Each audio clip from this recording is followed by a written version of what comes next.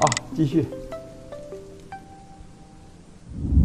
1v1歌词盲选约会即将开始，现在请男嘉宾选择一张你心仪的歌词明信片，与对应女嘉宾开启约会。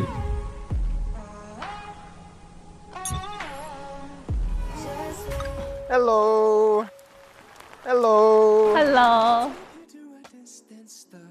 燕姐，哦，原来我用了各种逻辑去算是你，right？ ，Yes。所以原来我也在这里。燕姐真的给人一种很情绪稳定。你们分手的理由是什么？开始热恋的时候，我会比较一下子的那种。Yes。恋爱脑。恋爱脑。燕姐竟然是比较冲动性的想法。梅和他的相似，燕姐跟他的相似是两种不一样样的相似。两种不一样的相似。原来朋友和那种可以发展情感关系的人还是完全不一样的，有弊的。它相似的点不一样，你可能就是性格或者啥相似，但是谈恋爱一定是击中你的那种相似。主要还是对方有吸引自己的一面。对，飞哥就是喜欢这种温柔知性类型。我想要的就是这个。他可能拍纪录片导演，他特别喜欢那种灵魂上的那种对那种沟通和交流。梅姐可能就更喜欢开玩笑，调节气氛。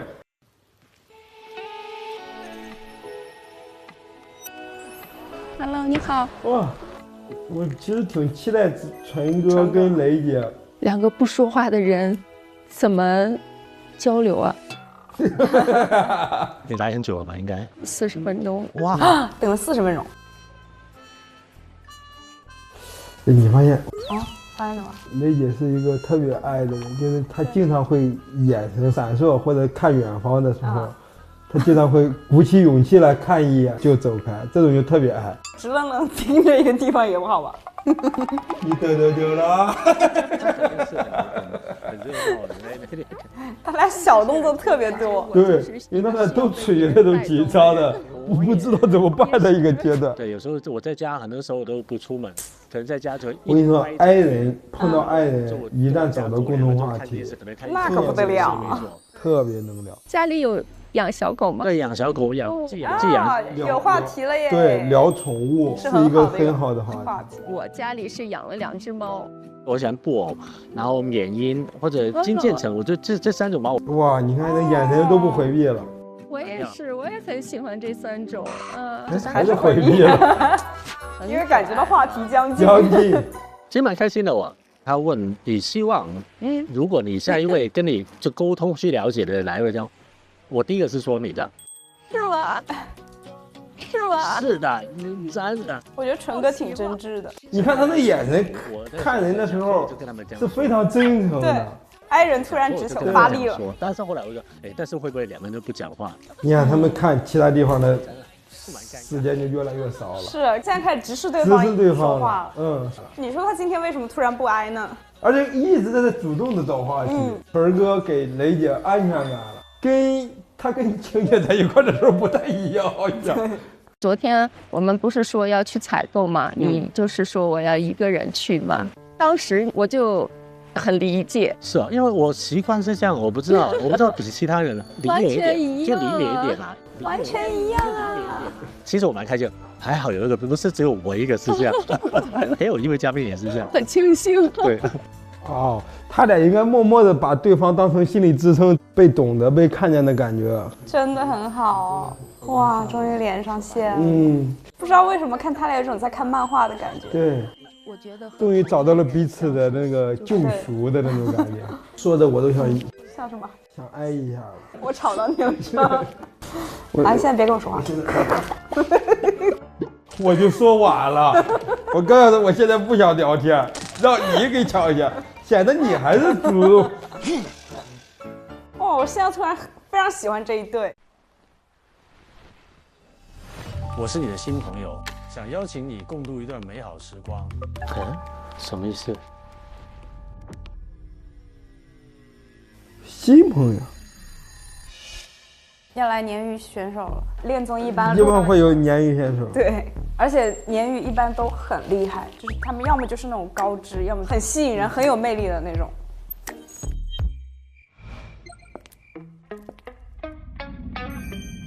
哦，就不看人，只看相册，那这都有可能选中我。这个我会 pass 掉，我就不喜欢家里东西太多了。这个不行，这个我也不行。我还行，但是看一下有没有更好的。那个冰箱的我喜欢，对，就特别有生活感，而且你可以看出来他是一个饮食习惯非常好的人。我不喜欢家里东西特别多的，但是我喜欢冰箱里东西特别多的，那种很有安全感。后来发现咱俩就喜欢加大。纯哥被选的，其实我没有很理解，他就说有个嘉宾约我这样。哦，你好，你好，你好，我是赵雷。哇，好漂亮！好漂亮。我要把母亲的身份抽离出来。当我发现我做他有点像那个谁，一个演员，陈数，有点像吧？是。你好，我是赵雷。你好。这家伙，那前面那个姐姐出场又运镜又各种手法，我哥哥早就出来了，太偏心了啊，摄像大哥们。那为什么会选我？看到你的整个的收纳习惯，还有包括你的审美。那不公平哦！你看到我的手上，我看不到你的手。对呀，为什么要公平？肯定雷得发生。好开朗哦！他怎麼老能碰到這麼開朗的？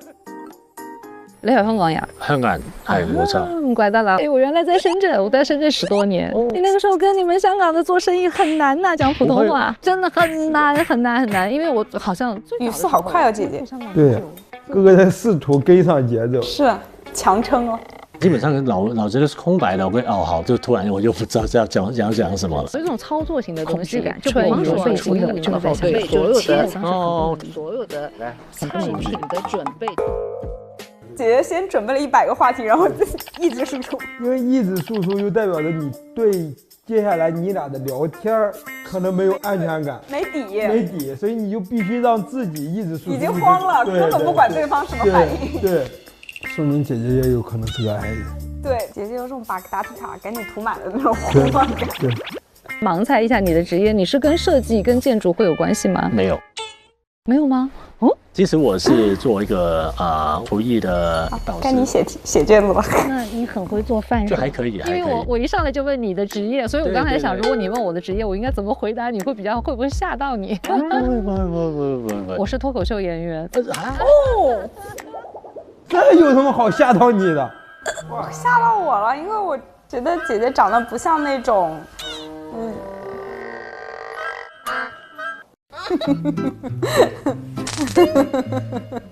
你具体说说呢？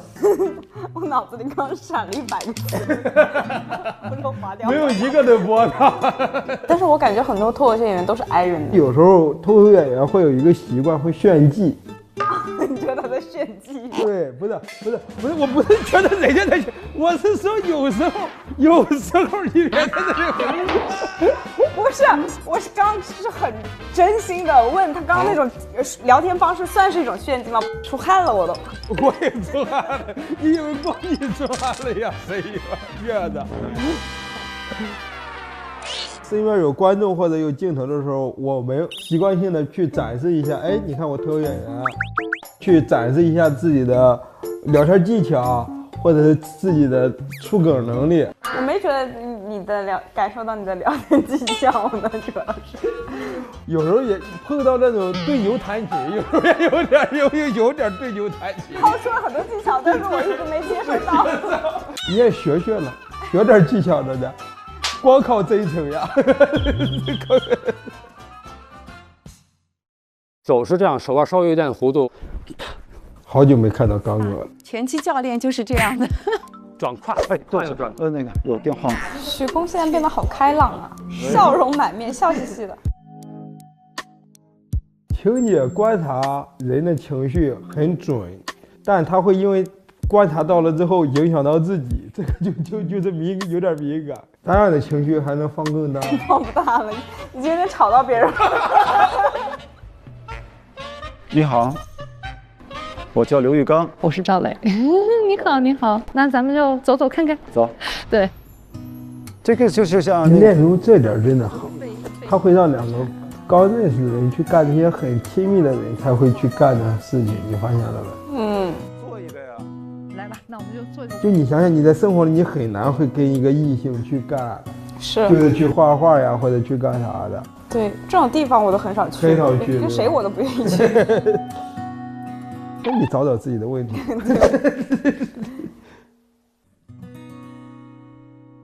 那你有孩子？有女儿，还有个儿子，但是这2个年龄悬殊就是你儿子的年龄。然后开始算，相差18岁，那个刚刚相差18岁，也就1岁多。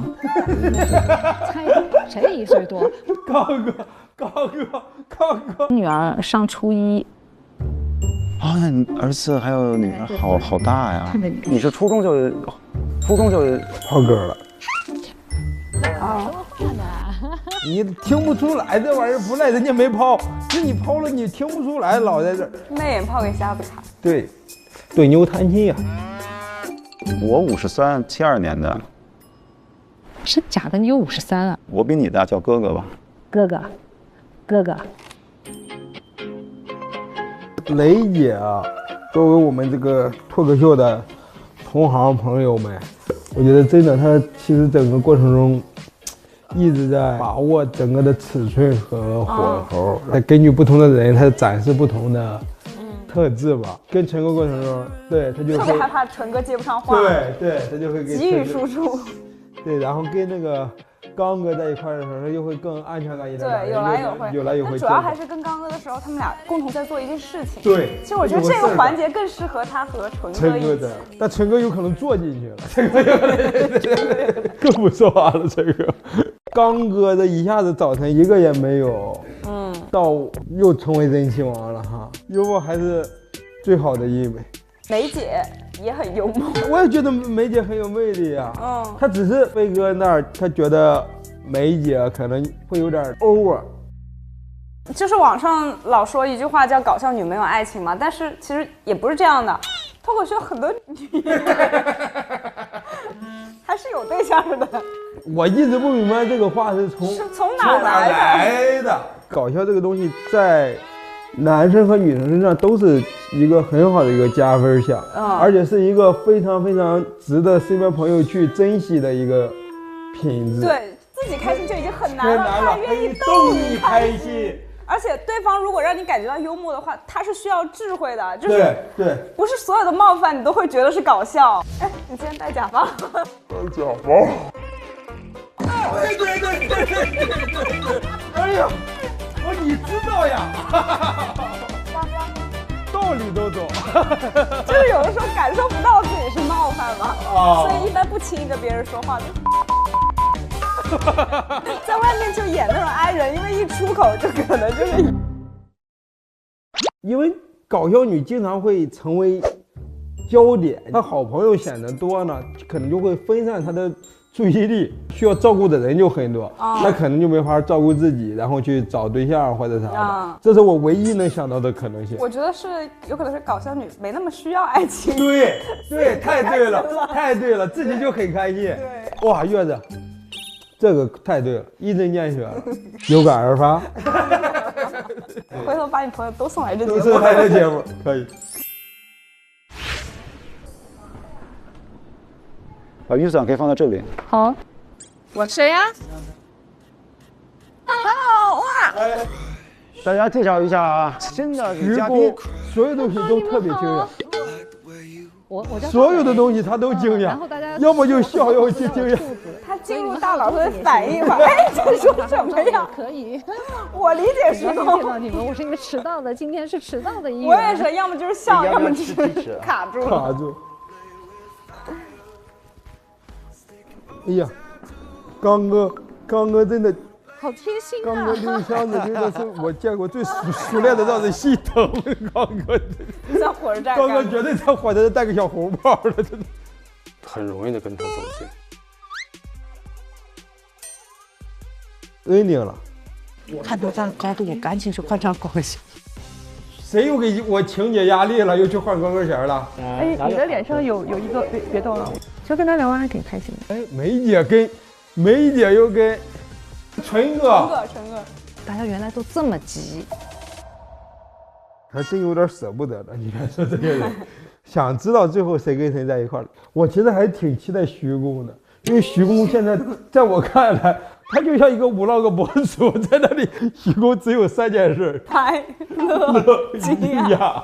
这个节目真挺有意思的，跟其他的恋综还是有很不一样的地方的。每个人就是已经很成熟了，然后知道自己是什么样的人，然后知道自己想跟什么样的人相处了。对，他们就是也会尽可能的会让自己舒服。对，不会因为爱情去让自己去妥协。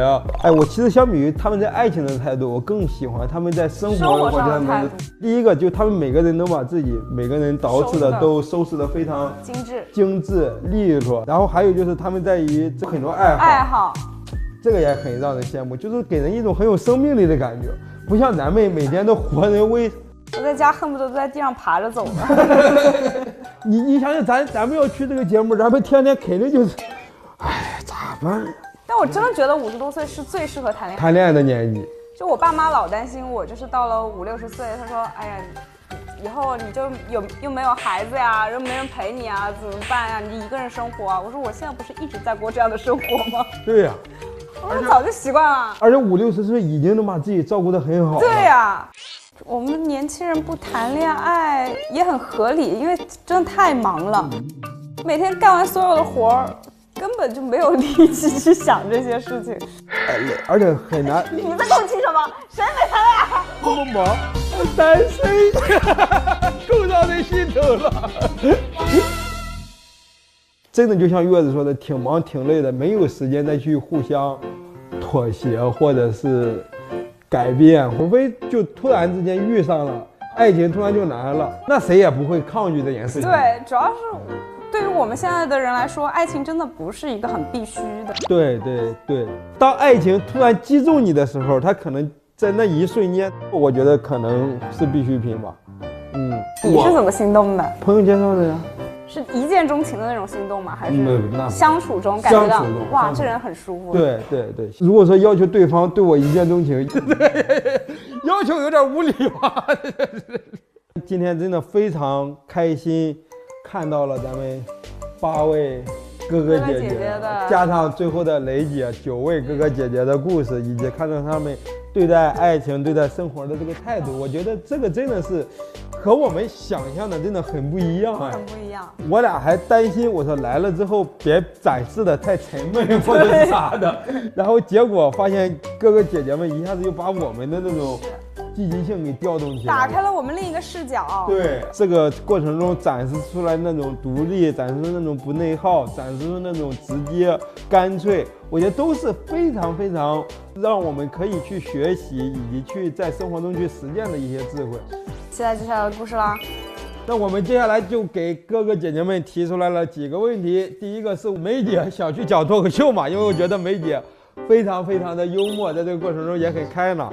是的，然后希望徐工早日开一个自媒体号的，要不他拍的这些东西素材量太大了，素材量太大了，太记录了，徐工。对，这个也是我们对所有哥哥姐姐们想问的一个问题，也是希望哥哥姐们能分享给我们的一个感受吧。你们认为在这个年纪开始谈恋爱的优势和顾虑是什么？非常期待哥哥姐姐们能给我们答案。大家想看到这些问题答案，也一定要关注我们的正片日落时分说爱你。今天呢，也陪大家度过了非常愉快的时光。更多精彩内容可以一部正片观看。希望大家继续关注这群熟龄哥姐，敬请期待之后的内容。我们不见不散。打开腾讯视频看日落时分说爱你，每周4、周5看正片，周6看惊喜加更，更多甜蜜时刻等你发现。每周日陪看正片，超多内容想不停。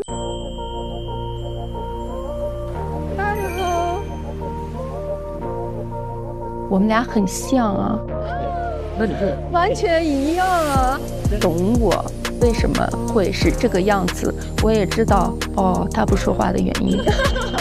我觉得和同类人相处就是只能意会不能言传。 Hello， 我猜是你的啊。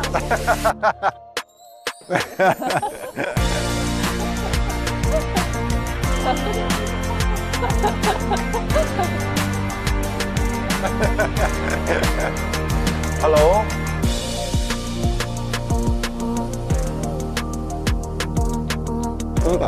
这个可能是你。腾讯视频 TV 版、极光 TV 同步播出，大屏观看更沉浸，畅享极致视听体验。关注腾讯视频 SVIP 微信公众号，获取更多追剧资讯，领取专属优惠。现在开通 SVIP 即可享受内容抢先看、大屏观影等特权。腾讯视频 Jump 卡、年轻人专属会员、享亲临现场等10大权益。关注腾讯视频 VIP 官方账号，最新会员权益、福利资讯抢先知。感谢合作伙伴丽丽城传媒对本节目的大力支持。更多节目精彩资讯尽在新浪娱乐微博综艺、新浪综艺。会很风趣，我们俩是非常的合拍的。